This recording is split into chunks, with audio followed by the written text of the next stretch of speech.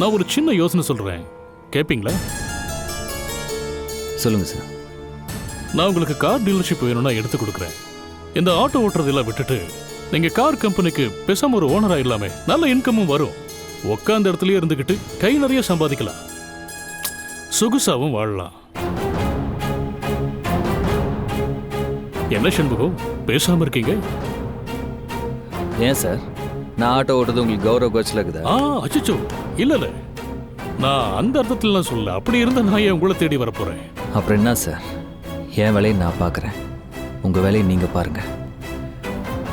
எனக்கு யாரோட தயவுலையும் வாழ்றது பிடிக்காது. உங்களுக்கு புரிஞ்சிருக்கும்னு நினைக்கிறேன்.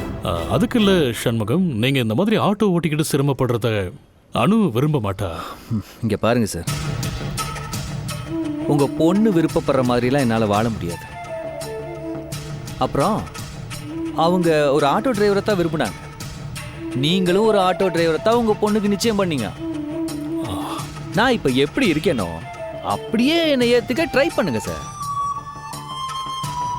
இதே உங்கள் பொண்ணுகிட்டையும் சொல்லுங்க, நான் யாருக்காகவும் எப்பவும் எதுக்காகவும் மாற மாட்டேன்.